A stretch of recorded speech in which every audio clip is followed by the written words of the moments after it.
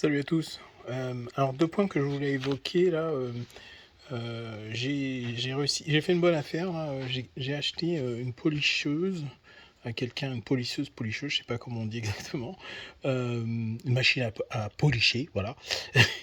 Euh, la personne qui la vendait, elle était quasiment neuve, hein, et la personne qui la vendait m'a donné aussi tout un tas de produits de polish. Mais quand je veux dire tout un tas, il y a une dizaine de bidons pas entamés. C'était une méga super affaire. Donc j'ai décidé que je vais faire quelques essais pour les différencier et puis pour vous dire lequel j'ai trouvé le plus pertinent et qui donne le meilleur résultat. La moto était déjà lavée et polichée avant que j'achète la machine.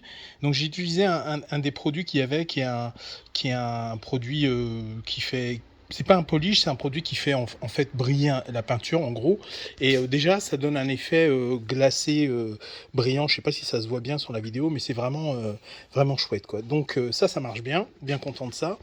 Mais je vous montre en détail. Je l'ai acheté parce que j'ai besoin de polisher aussi le windshield, la bulle, et aussi sur une voiture, j'ai besoin de faire les optiques. Donc ça va être pertinent, j'espère, ça va bien marcher. Donc je vous montrerai la différence avant-après, et puis la différence entre les différents produits. Je ferai différentes peut-être parties de la moto pour voir ce qui rend le mieux, quoi. Voilà, à bientôt. Bonjour à tous. Donc, au final, j'ai pas eu le temps de filmer tout ça parce que ça s'est passé très vite. J'ai poliché la bulle du FJR. Donc, j'ai acheté d'occasion une policheuse comme ça. Donc, vraiment, c'était 25 $. Je sais pas si vous imaginez, c'est quoi, 16-17 €, quelque chose comme ça. Elle est quasiment neuve et elle venait avec deux trois tampons comme ça. Et plein de différents produits, parce que le gars avait différents produits et il savait qu'il allait plus se servir de la machine, donc il a vendu le tout.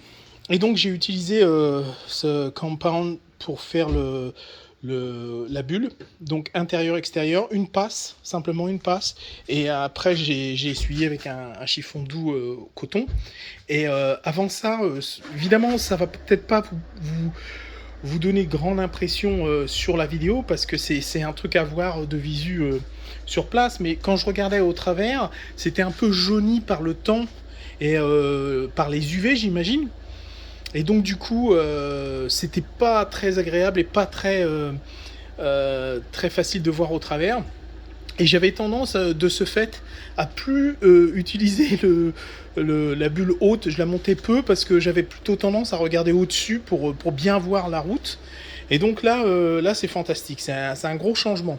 Donc je recommande ça. Ça fait un peu peur, hein, de faire sa bulle avec une policheuse, parce qu'on se dit que ça va tout rayer et tout, mais en définitive non. En fait, il y a une surface. Déjà, à l'origine, j'avais une couche. Je ne sais pas ce que c'était, si c'était l'utilisateur précédent qui avait mis je sais pas comment on appelle ça, une sorte de vernis, ou pas un vernis, mais un truc comme du Renix ou quelque chose comme ça. Et peut-être que ça avait fait une couche un peu opaque. Mais là, du coup, non, là, c'est fantastique. Donc, je recommande une policheuse. Là, pour moi, ça m'a coûté rien du tout. Elle est venue avec une dizaine de bidons comme ça. Chaque bidon, il doit valoir 25 ou 30 $. Et j'ai payé le tout 25 $. Donc voilà, pour moi, il n'y avait pas photo. C'était vraiment l'affaire. Et je regrette pas. La machine marche très bien. Donc pour la vitesse, je l'ai mis à 4. Il y a 6 vitesses dessus. Je l'ai mis à 4, c'est suffisant. J'avais peur que ça brûle un peu sur le plexi, en fait, de l'écran. Mais voilà. Voilà. Ciao.